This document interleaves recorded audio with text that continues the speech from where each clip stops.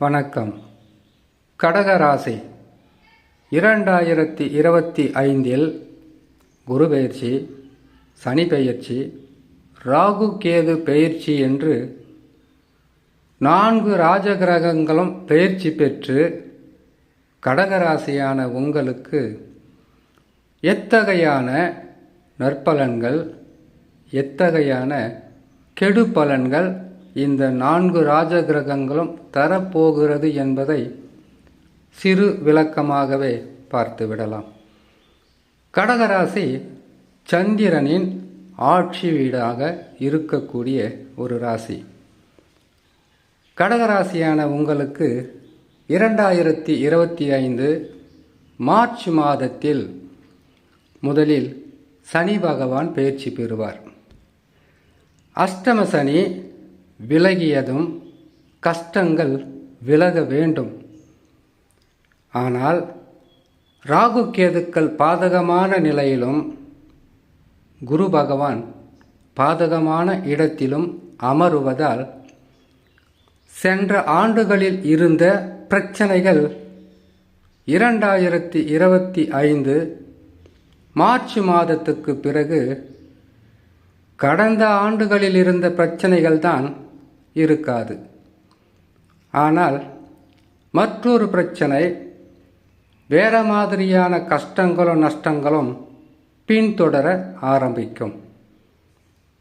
கடகராசியான உங்களுக்கு நல்ல பலன், அதிர்ஷ்ட பலன், யோக பலனை பற்றி சொல்ல வேண்டும் என்பது என்னுடைய ஆசை. கிரகங்கள் கொடுக்காத ஒரு நற்பலனை என்னால் கொடுக்க முடியாது. நான் சொன்னாலும் அது உங்களுக்கு கிடைப்பதற்கு சில ஆண்டுகள் ஆகும். அதிகப்படியான மனவேதனையும் தாங்க முடியாத தொல்லைகளும் துன்பங்களும் சொல்ல முடியாத அளவிற்கு மன குமுறல்களும் கடகராசிக்காரர்கள் இடையே இருப்பது உண்மைதான். கஷ்டங்களும் துன்பங்களும் வரும் போகும். ஆனால் ஒன்றின் பின் ஒன்றாக வரும்போது வாழ்க்கையை வெறுக்கத் தோணும். துன்பங்கள் என்பது கிரகங்கள் கெட்ட இடங்களில் அமரும்போது கட்டாயமாக கடகராசி மட்டுமல்ல 12 ராசிக்காரர்களும் அனுபவித்து ஆக வேண்டும். கிரகங்கள் கெட்ட இடம் என்பது ராசிக்கு 8 எந்த கிரகம் வந்தாலும் அவ்வளவு சிறப்பான பலன்களை தருவதற்குண்டான வழி இல்லாமல் போகும். அந்த வகையில் முதலில் சனி பகவான் பெயர்ச்சி பெற்று உங்களுக்கு கடந்த ஆண்டுகளில் இருந்த கடுமையான பாதிப்புகளை குறைப்பார். இல்லை என்று சொல்ல முடியாது. சனி பகவான் விலகினாலே கஷ்டங்களும் நஷ்டங்களும் விலகியே ஆக வேண்டும் என்கின்ற ஒரு விதி இருக்கு. சனி பகவான் அதிகப்படியான துன்பங்களை தரக்கூடிய இடங்கள் என்றால் 7.5 சனி, 7.5 ஆண்டு காலம். 7.5 சனி என்பது ராசிக்கு 12ஆம் ராசியில் சனி பகவான் வரும்போது ஆரம்பித்து ராசிக்கு 2ஆம் ராசியில் அமரும் வரையில் 7.5 ஆண்டு காலங்கள் தொல்லைகளை கொடுப்பார். கஷ்ட நஷ்ட துன்பங்களை ஒன்றின் பின் ஒன்றாக தந்து கொண்டே இருப்பார். அடுத்தது அர்த்தாஷ்டம சனியாக ராசிக்கு 4ஆம் இடத்தில் வரும்போது பல வகையான இன்னல்களை கொடுத்து கொண்டே இருப்பார். அதற்கு பிறகு கண்டக சனி ராசிக்கு 7ஆம் இடத்தில் வரும்போது அதிகப்படியான மனவேதனைகளை தருவது அஷ்டம சனி. இந்த அஷ்டம சனியை முழுமையாக சந்தித்து வாழ்க்கையில் இன்னொரு துன்பம் வந்தால் என்னால் தாங்க முடியாது என்று சொல்லிக் கொண்டிருக்கக்கூடிய கடகராசிக்காரர்களுக்கு அஷ்டம சனி விலகியதும் அந்த அஷ்டமஸ்தானத்தில் ராகு பகவான் வந்து அமருவதுதான் உங்களுக்கு மிகவும் கஷ்டத்தை கொடுக்கும். சனி பகவான் நாம் செய்த சிறு தவறு, பெரிய தவறு. நம் முன்னோர்கள் சொன்ன வார்த்தைகளை கேட்காமல் போனது, நாமாக முடிவெடுத்தது. என்னால் முடியும் என்று நாம் பேசிய சில கனமான வார்த்தைகளை முடியாது, உனக்கும் மேலே ஒரு சக்தி இருக்கு, அந்த சக்தி சனி பகவானாகத்தான் இருக்கும் என்று தெளிவுபட உணர்த்திய சனி பகவான். உறவு என்றால் என்ன? உறவுகள் உங்களிடத்தில் எதை தேடுகிறார்கள், எது இருந்தால் உங்களை நாடி வருவார்கள், எது இல்லை என்றால் உங்களை விட்டு ஓடிவிடுவார்கள் என்பதை தெளிவாக உணர்த்தியது அஷ்டம சனி. குடும்ப பாரங்களை தாங்க முடியாமல் குடும்ப சுமைகளை கண்டு நித்தமும் கண்ணீர் வடித்த இரவுகள் எத்தனையோ. என்னால் வாழ முடியுமா? எனக்கும் வாழ ஒரு சந்தர்ப்பம் கிடைக்குமா? 4 திசையும் அடைக்கப்பட்டு ஒரு இருட்டில் தனி மனிதர்களாகவும் தனிமையில் அமர்ந்து உங்களுடைய குறைகளையும் மனவேதனைகளையும் சொல்லி அழக்கூட முடியாத உறவுகள், ஆறுதல் சொல்ல முடியாத சூழ்நிலையில் இருப்பதுதான் கடகராசி. இந்த கஷ்ட காலங்கள் என்பது ராகு கேது பயிற்சி பெற்று அமர்ந்த ராசியிலிருந்து மற்றொரு ராசிக்கு மாறும் வரையில் தான் கடகராசிக்காரர்களுக்கு இத்தகையான பாதகம். எனக்கு கூட ஆசைதான், கடகராசிக்காரர்களான உங்களுக்கு அஷ்டம சனி விலகியதும் அதிர்ஷ்டங்கள் கிடைக்க போகிறது, நற்பலன்கள் நடக்க போகிறது, அதிகப்படியான வளர்ச்சி பாதையில் கொண்டு போகிறதுன்னு சொல்லணும் ஆசையாக இருக்குது. அஷ்டம சனி விலகியதும் 8ஆம் இடத்தில் ராகு வருவது நன்மை அல்ல. வேற ஒரு கஷ்டங்களில் மாட்டி தவிக்கக்கூடிய சூழ்நிலையாகத்தான் இருக்கும் கடகராசிக்காரர்களுக்கு. சனியை போல் ராகுவும் செவ்வாயை போல் கேதுவும் கிரகங்கள் மாறி அமரும்போது செயல்படுவார்கள் என்பது ஜோதிட விதி. இதனால் வரையில் உங்களுக்கு என்ன நடந்தது, எப்படி நீங்கள் தோல்விகளை சந்தித்தீர்கள், எப்படியெல்லாம் வாழ்க்கையில் மற்றவர்களால் உதாசனப்படுத்தப்பட்டீர்கள், தெரிந்து செய்த தவறுகளுக்கும் தெரியாமல் செய்த தவறுகளுக்கும் இவ்வளவு பெரிய தண்டனை கிடைக்கும்னு நான் நினைக்கவே இல்லை என்று சொல்லக்கூடிய அளவிற்கு மனவேதனையுடன் இருக்கக்கூடிய இந்த கடகராசிக்காரர்களுக்கு இன்னும் 1.5 ஆண்டு காலம் பொறுமையாகத்தான் இருக்க வேண்டும். இதற்கு வேற வழியே இல்லையா? ராகு கேதுவும் பாதகத்தை தான் செய்வாங்களா? ஒரு உண்மையை சொல்கிறேன், கேட்டுக்குங்க. ஒரு பதிவை நாம் போடுறோம், ஆசை வார்த்தை சொல்லக்கூடாது. உங்களுக்கு நடக்கிற மாதிரியே சொல்லவும் என்னால் முடியாது. காரணம், இதைவிட அதிகமாக கெடு பலன்கள் ஒரு சில கடகராசிக்காரர்களுக்கு இருக்கலாம். ஒருவேளை இதைவிட கம்மியான கெடு பலன்களை அனுபவிக்கின்ற சில கடகராசியும் இருக்கலாம். ஆனால் அஷ்டம சனியில் கஷ்டங்களை சந்திக்காத கடகராசியே இருக்காது. அஷ்டமத்தில் ராகு வந்தால் சனி பகவானால் போலவே கெடு பலன்களை தருவார்.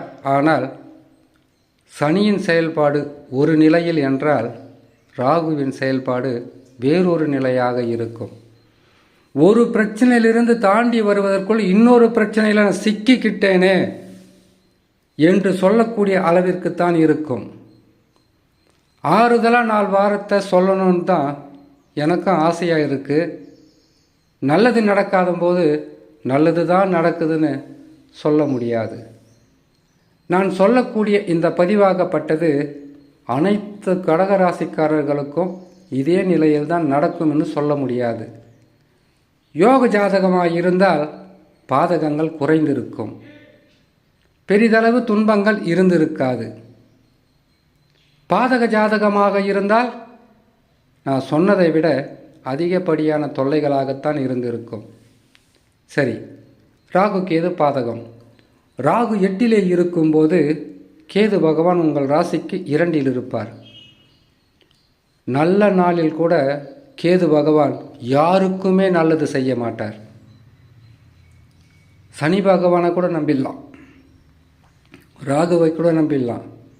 ஆனால் கேது பகவான் குடும்பஸ்தானம், வாக்குஸ்தானம், தனஸ்தானம், இந்த 3 ஸ்தானத்தையும் காப்பாற்றக்கூடிய இடத்தில் கேது பகவான் அமருவது, அதுவும் நிழல் கிரகம் 2 அமருவது தவறான முடிவுகளை எடுக்க வைக்கும்.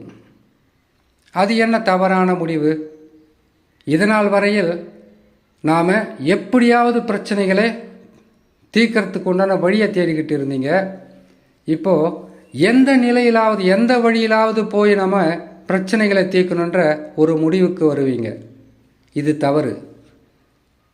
அஷ்டம சனி என்று சொல்லக்கூடிய கொடுமைகளை செய்யக்கூடிய அந்த சனி பகவான் செய்த கெடு பலன்களே தாங்கி வந்த கடகராசிக்காரர்களாக நீங்கள் இன்னும் சிறிது காலம் மட்டும் பொறுமையாக இருந்தால் உங்களுடைய கோபங்களை, உங்களுடைய ஆத்திரங்களை, உங்களுடைய அவசர செயல்பாடுகளை சற்று தடுத்து நமக்கும் நல்ல நேரம் வரும் என்று நம்பிக்கையுடன் இன்னும் ஓராண்டுக்கு மேலாகும். ஏன்னு கேட்டிங்கனாக்கா, ராகு கேது பயிற்சி என்பது 1.5 வருஷம். கஷ்டம்தான். 2.5 வருஷத்தை தாங்கிட்டீங்களே, இந்த 1.5 வருஷத்தை பொறுமையாக தாங்குங்க, நன்மைகள் நடக்கும். உங்களுக்கு கஷ்டம் இருக்குன்னு உறவுகளுக்கும் தெரியும். நீங்கள் துன்பத்தில் இருக்கிறீங்கன்று உங்கள் கூட இருக்கிறவங்களுக்கும் தெரியும். நீங்கள் தாங்க முடியாத மனவேதனையில் இருக்கீங்கன்னு உங்களுடைய இரத்த பந்தம், சொந்த பந்தம், அப்பா அம்மா, எந்த உறவாக இருந்தாலும் அவங்களுக்கு தெரியும். ஆனால் அவர்களால் உங்களுக்கு எந்த நாளிலும் பயன் இல்லை என்பதை உறுதிப்படுத்துவதற்குண்டான வழிகளைத்தான் உங்களுக்கு கிரகங்கள் செயல் வடிவத்தில் செய்து கொண்டிருக்கிறது. இவ்வளவு பிரச்சனை இருக்கு, என்னால் வாழ முடியுமா? இவ்வளவு துன்பமாக இருக்கு, வாழ வழி கிடைக்குமா? கட்டாயம் கிடைக்கும். எந்த நிலையில் நீங்கள் சரிஞ்சு விழுந்து வழி இல்லாமல் தவிக்கிறீங்களோ இந்த நிலை மாறும். நீங்களும் மற்றவர்களால் போற்றக்கூடிய ஒரு மனிதர்களாகவும், மற்றவர்களை விட மிகவும் நல்ல நிலையில் வாழக்கூடிய வழிகளையும் கெடுத்த கிரகங்களே கொடுக்கும் காலம் வரும். எந்த மனிதனும் பிறந்ததிலிருந்து இறக்கிற வரைக்கும் பேர் புகழோடவும் வாழ்க்கையில் வளர்ச்சி பாதையுடன் வாழ்ந்ததில்லை.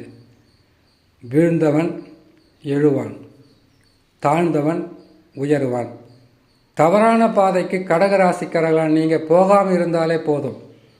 இன்னொன்று, அப்படி போனாலும் தவறான பாதைன்னா என்ன? கடனை வாங்கிறது. ஏன்னாக்கா மாயை கிரகம் என்று சொல்லக்கூடிய ராகு பகவான் 8 இருக்கும்போது யாராவது ஒருத்தர் கட்டாயப்படுத்தி இது செய்து ஆக வேண்டும், கடன் பெற வேண்டும், இல்லை பொய் சொல்லணும், இல்லை மற்றவங்களை ஏமாற்றணும், இல்லை வேறு ஏதாச்சும் ஒன்று, ஏதாவது ஒரு தப்பான வழியில் நம்ம சம்பாதிக்கணும்னு உங்களுக்கு அறிவுரை சொல்லுவாங்க. முடிந்த அளவுக்கு அதிலிருந்து மீண்டு வர வழியை மட்டும் தேடுங்க. அடுத்தது குருவும், அடுத்தது உங்களுக்கு என்னென்ன செய்ய போகிறார். 12 வரும்போது விரயம், 12ஆம் இடத்தில் வரும்போது விரயத்தை செய்யக்கூடிய குரு பகவான் பெரிதளவு நன்மையை செய்ய மாட்டார். சரி, 12 தான் செய்ய மாட்டார். 12 மாற்றம் பெற்றால் ஜென்ம ராசி இதை விட கொடுமையாக இருக்கும். நல்ல பலனே நீங்கள் சொல்ல மாட்டீங்களா அப்படின்ற சில கேள்வி வரும். கிரகங்கள் கொடுத்தா தானே நாம் கொடுக்க போகிறதுன்னு உண்மையை சொல்ல முடியும். கிரகங்கள் அனைத்து வகையான கெடு பலன்களும் செய்வதற்கு தயாராக இருக்கும்போது நல்லது நடக்காதுன்னு தான் சொல்ல முடியும். ஆனால் ராகு கேது குரு கெட்ட இடத்தில் இருந்தாலும் சனி பகவான் உங்களுக்கு வாழ்வதற்கு உண்டான வழிகளையும் அவ்வப்போது நன்மைகளும் சில லாபங்களையும் கொடுத்து கொண்டு வருவார். இதில் எந்த விதமான மாற்றங்களும் இருக்காது. ஆகையால் கடகராசியான நீங்கள் சில காலங்கள் பொறுமையாகவும் ராகு கேது பயிற்சி வரையில் அமைதியாகவும் இருந்தால் பெரிதளவு துன்பங்கள் இல்லாமல் நற்பலன்கள் என்பது கட்டாயம் அடைய முடியும் என்று சொல்லி இன்னொரு நல்ல பதிவில் உங்களை நான் சந்திக்கிறேன். நன்றி, வணக்கம்.